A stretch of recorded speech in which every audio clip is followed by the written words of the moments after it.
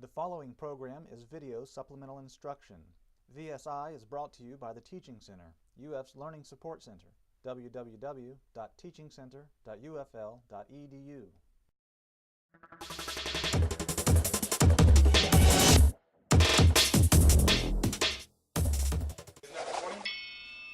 Number 20 states, three masses of equal mass m, all mass m, are at the points of an equilateral triangle of length L.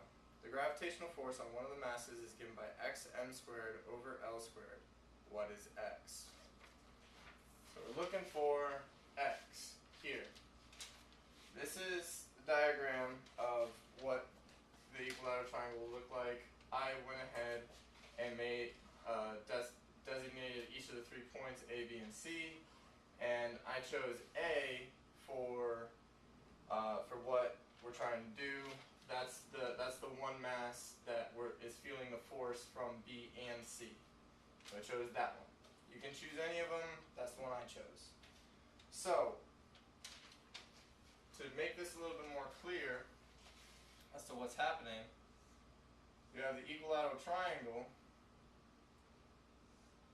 and you have from this guy on this guy, you have a force of attraction, right? I'm gonna erase the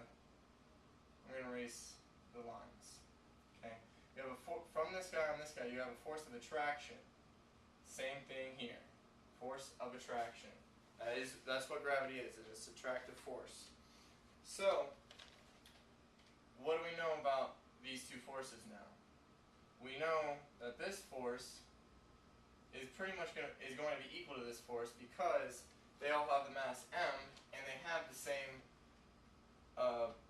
distance between each other, L and L. Okay?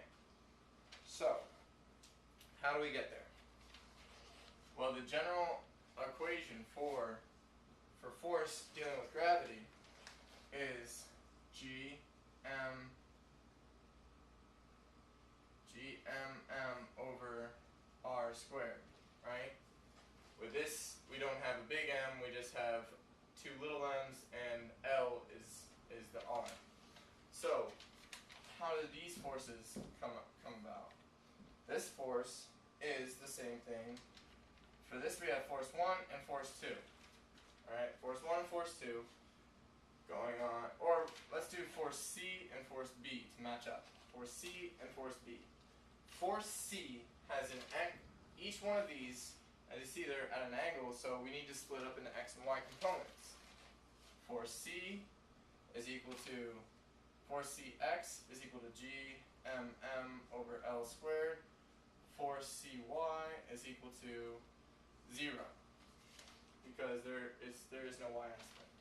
Now, force Bx is equal to what?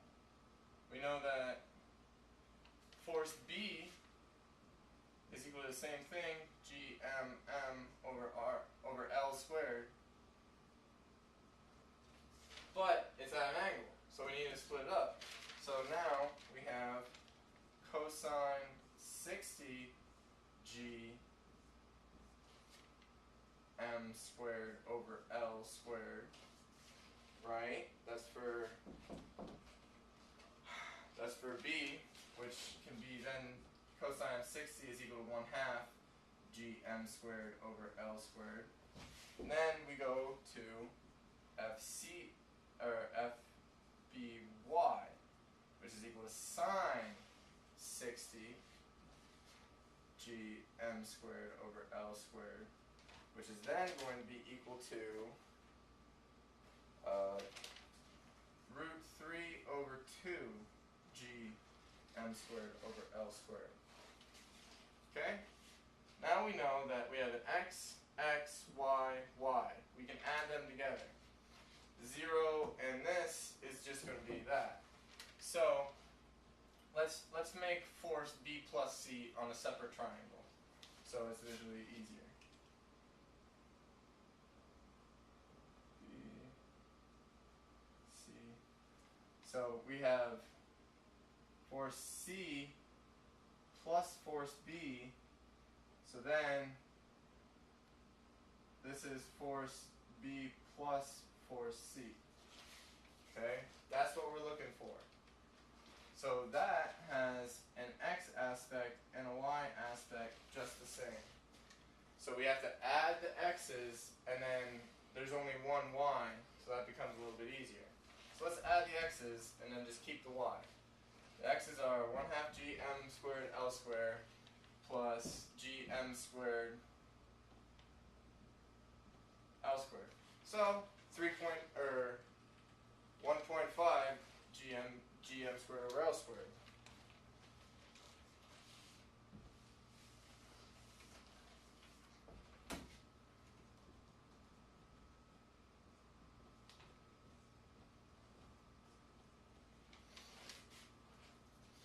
Now, then we have the y, that's the y. No, that's the x. That's the x. Fy is equal to root 3 over 2 gm squared over L squared. Now, what do we have to do? Pythagorean theorem. Simple as that. And these are the same, so we're just going to deal with coefficients instead. Okay? Pythagorean theorem, we have root 1.5 squared plus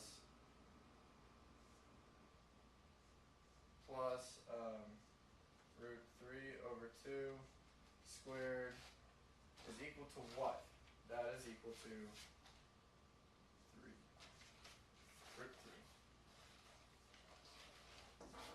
Root 3 times gm squared over L squared.